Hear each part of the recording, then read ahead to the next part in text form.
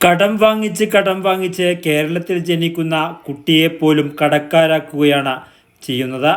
ഇനി ഒരു ഗവൺമെൻറ് വന്നാൽ പോലും നിവർന്നു നിൽക്കുവാൻ കഴിയാത്ത തരത്തിൽ ഭരണകൂടത്തെ നിശ്ചലമാക്കുകയാണ് ഇടതുപക്ഷ ഗവൺമെൻറ് ചെയ്യുന്നത് എന്ന് KSPA സംസ്ഥാന സെക്രട്ടറി K. രാമകൃഷ്ണൻ.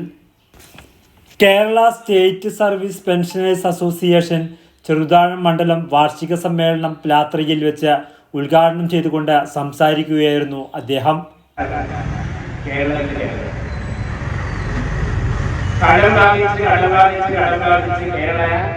കേരളത്തിലെ ജനിക്കുന്ന കുട്ടിയെ പോലും കടക്കാരനാക്കിക്കൊണ്ടിരിക്കും.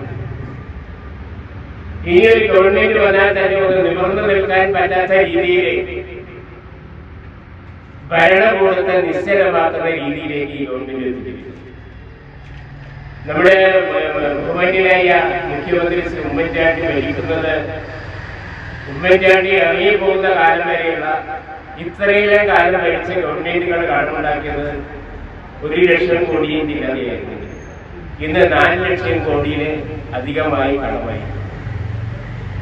ഈ കടമനെ എടുത്തിട്ട് എന്ത് ചെയ്തു എന്ന് ചോദിച്ചാൽ നമുക്ക് നമ്മുടെ റോഡിലും നമുക്ക് നമ്മുടെ ചുറ്റുപാടിലും നമ്മുടെ ജീവിക്കുന്ന സമൂഹത്തിലും നോക്കിയാൽ എല്ലാ സ്ഥലത്തും പ്രശ്നങ്ങളാണ്.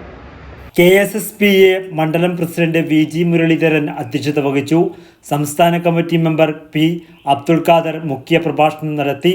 KSSPA ജില്ലാ secretary P. Sukhadevan, U. Ramachandran, AP Damodaran, N. Ramachandran, N. Thampan, VP Sekharan, V. Manikandan, V. Kuttikrishnan, A. Usha, K. Daisy, EN. Krishnan Namboothiri, KP Ramachandran, PV Krishnan Namboothiri, PR Devi തുടങ്ങിയവർ സംസാരിച്ചു.